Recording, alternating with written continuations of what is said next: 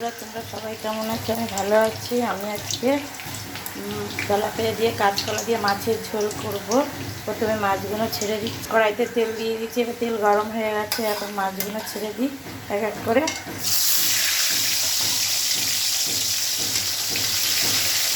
পাতলা মাছের ঝোল হবে।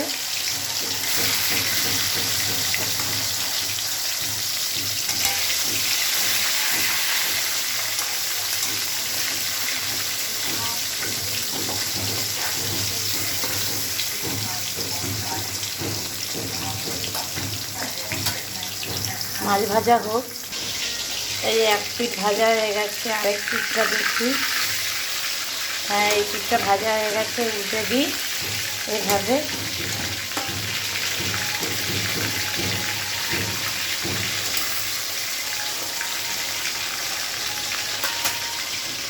তেলাপিয়া মাছ সব রকমই করা যায়, ঝাল, পাতলা ঝোল। পাতলা ঝোলটা বেশি উপকারী। এভাবে আমি যেভাবে করছি এভাবে করবেন, দেখবেন। লাইক করবেন, শেয়ার করবেন, কমেন্ট করবেন, সাবস্ক্রাইব করে জানাবেন। আমার মাছ ভাজা হয়ে গেছে, এবার মাছটা আমি তুলে নেব এক এক করে।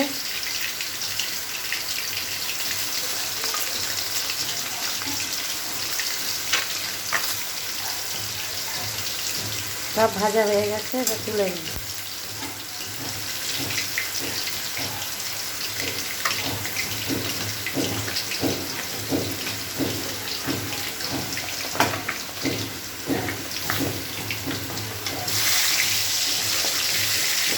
এই মাছটা বাকি আছে, এই মাছটা দিয়ে দিলাম। কালো জিরে দিয়ে দিলাম। এবার কাঁচকলার আলু একসাথে দিয়ে দিলাম। এখানে একটু ভেজে নেবো, তেল নুন হলুদ দিয়ে এবার ভেজে নেব। নুন দিয়ে দিলাম, হলুদ দিয়ে দিলাম। এবার এগুলোকে ভালো করে নাড়বো, ভাজবো, লাল লাল করে ভেজে তারপরে জিরে বাটা দিয়ে, জিরে গোলমরিচ দিয়ে নামিয়ে নেব। পাতলা ঝোল,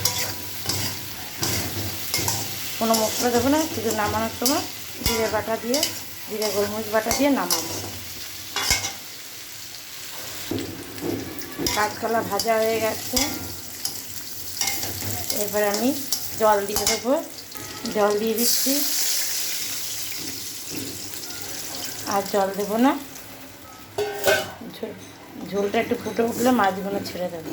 একটু নুন হলুদ দেবো।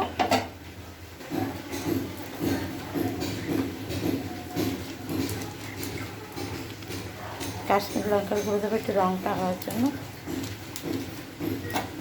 দিয়ে এটা ভালো ফুটে গেলে তারপরে মাছগুলো ছেড়ে দেবো।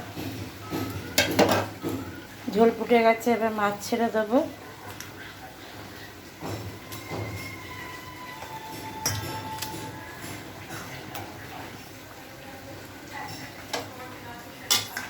আর একটু ঝোল দেবো, ঝোলটা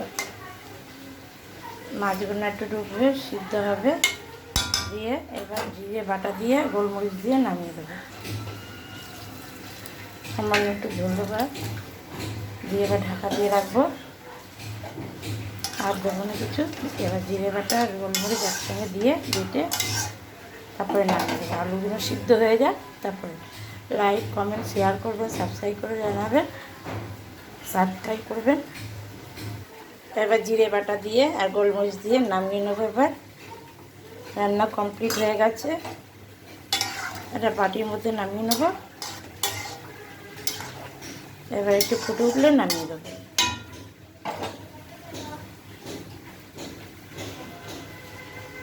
হয়ে গেছে রান্না কমপ্লিট। এবার গ্যাসটাকে বন্ধ করে দিই। এরকমই ঝোল রাখবো।